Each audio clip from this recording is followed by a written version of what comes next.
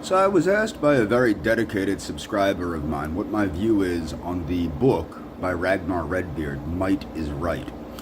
And I thought I should expand on that. I love the book Might is Right. When I first started on social media back in like 2013, I used to promote Might is Right quite frequently, okay?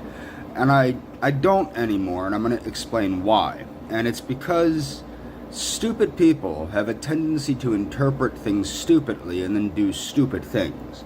For example, people remember I mentioned that garlic festival guy that was targeting people. He accredited Might is Right and blamed Might is Right for his little episode. So I try not to overly promote certain things that promote violence. But the thing is, Might is Right does not necessarily promote violence. It promotes the warrior's spirit, the warrior's mind, the recognition of reality being harsh, okay? However, I believe that there's a balance, and this is where people don't understand. When you study magic, for example, I was a Thelemite for many years. So when you study magic, you understand the duality of nature, okay? The nuances of nature. And this is why I do promote Ralph Waldo Emerson. I promote the ideas of Wallace Wattles. I believe that Ralph Waldo Emerson and Wallace Wattles are equally as accurate as Ragnar Redbeard, depending on the situation. Now, Ragnar Redbeard, what I think people need to understand is the concepts that Ragnar Redbeard promotes, in my opinion, are as follows.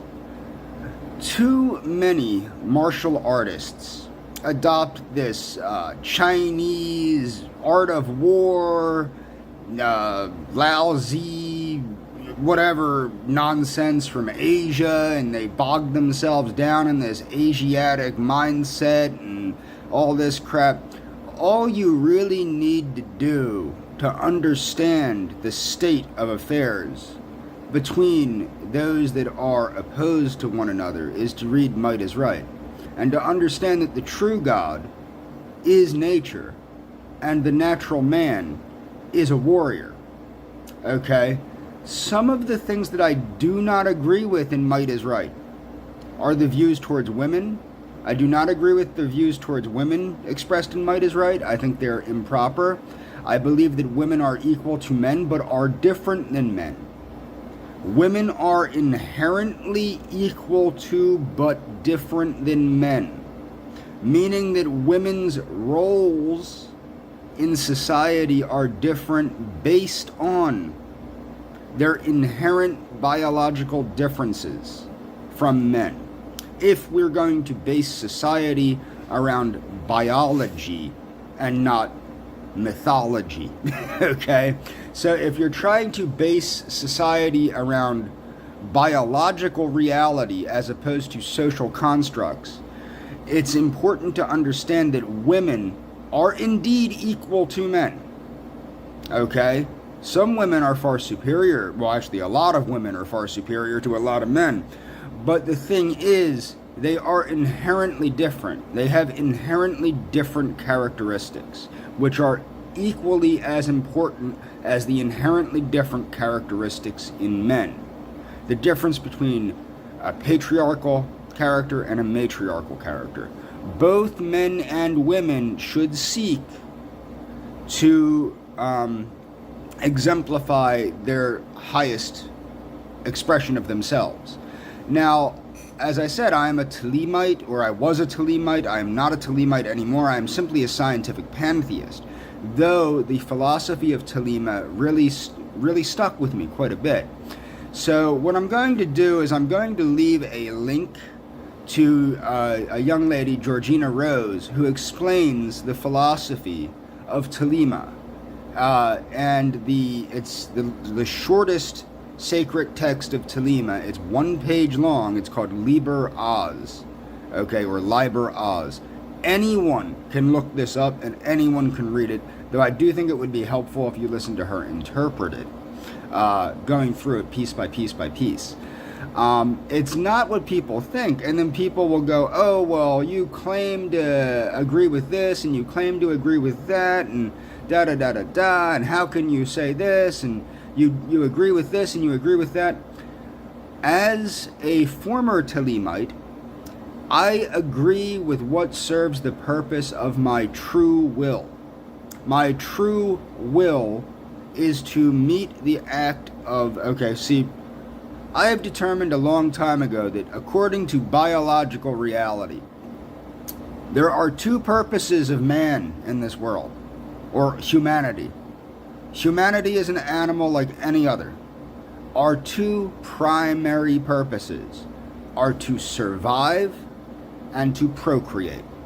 Survive and procreate. The way we survive is by meeting our Maslowian needs and then expanding on those Maslowian needs to the point of thriving, if we can thrive. Procreation is the other meaning of life, okay? Transhumanism, which I embrace, is an extension of the Darwinian survival imperative, okay? So that's where that comes in, okay? This is not ideology, this is philosophy. People will see that my ideologies... See, this is the thing. I gave up fascism a long time ago in favor of U.S. progressivism, Teddy Roosevelt-style progressivism.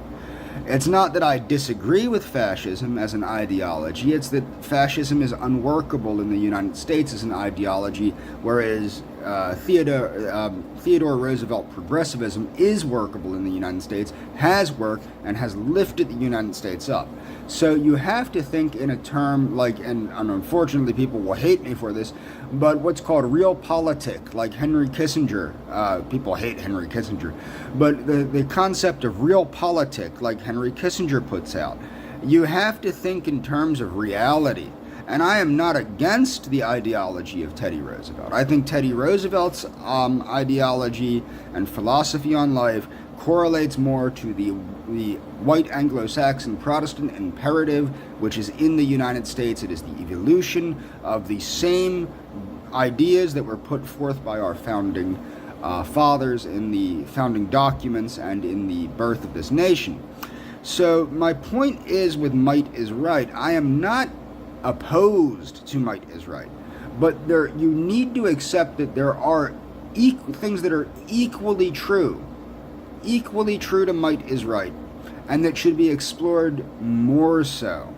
And those things are the teachings of Ralph Waldo Emerson, the teachings of Wallace Wattles, the teachings of Ellen White. And people will go, well, you're not a Christian, how do you believe it? The health ministry of Seventh-day Adventism is basically showing you how to obey nature's role, or nature's rules, to live a healthful life, to help purify the body. You have to think of Eden.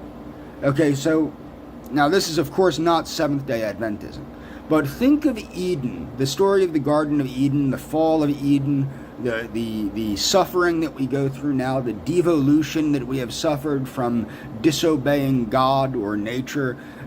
Think of that as an allegory. Think of that as the fact that, similar to Atlantis, when the Atlanteans, which is another allegory, I don't really believe in Atlantis, but think of it as another allegory. When you turn your back, when you become arrogant, when you start to believe that you are God, when you're not. You're a microcosm of God. You are an expression of God. God is present in you, and you are a part of God, but you are not God. You are the God of your own reality, but that stops at the borders of your reality.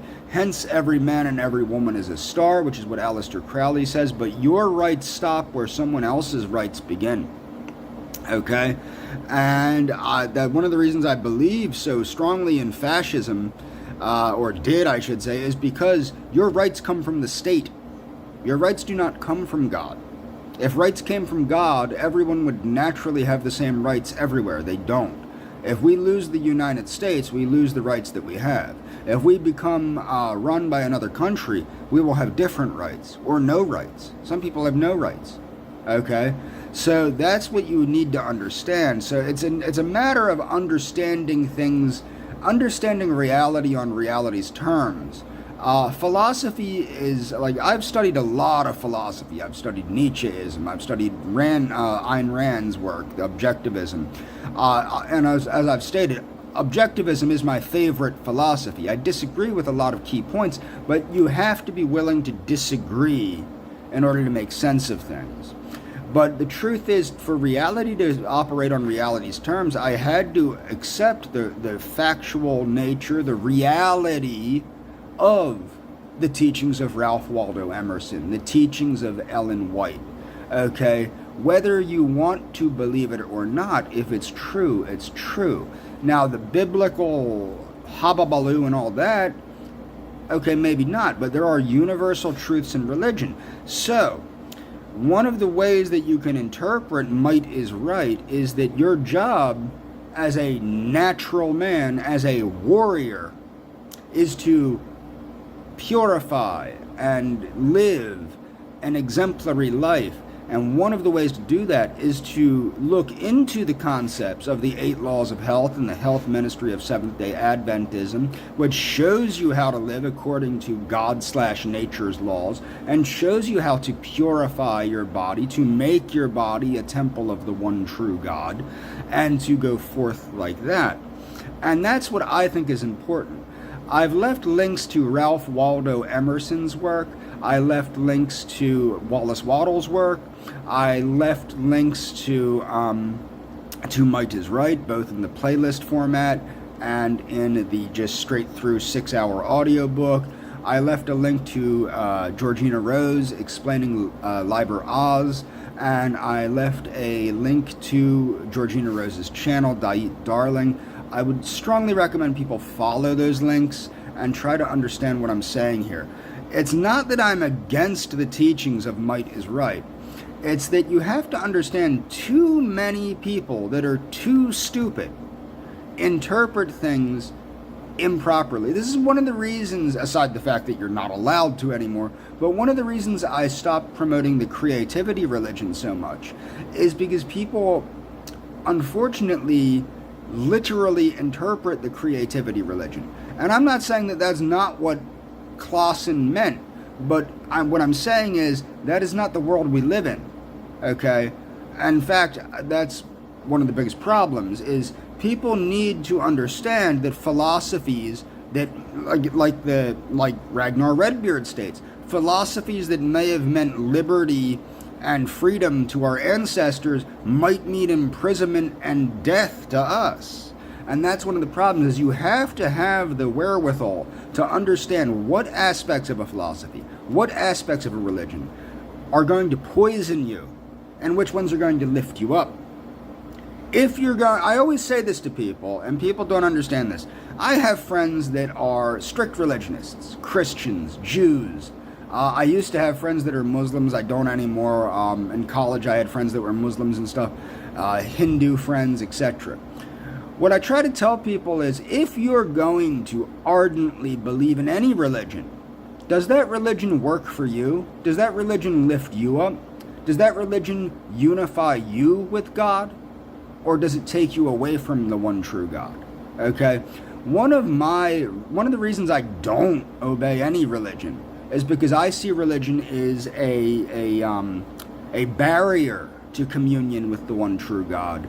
And any religion, even Thelema, I see as a barrier between humanity, the individual, and the one true God, although Thelema does give you instructions on how to.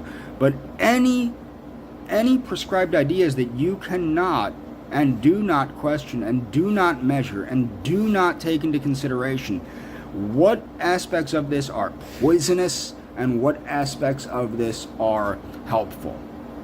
Okay, and you have to be able to do that. There are a lot of aspects of Ragnar Redbeard's book, Might is Right, which are very helpful, and a lot of aspects of it which are poisonous and that will lead to imprisonment, death, and suffering to you. So that's what you need to understand. You have to have the ability to measure things out by your true will. And that's one of the reasons I do recommend people check out Georgina Rose's channel. And that's all for this video.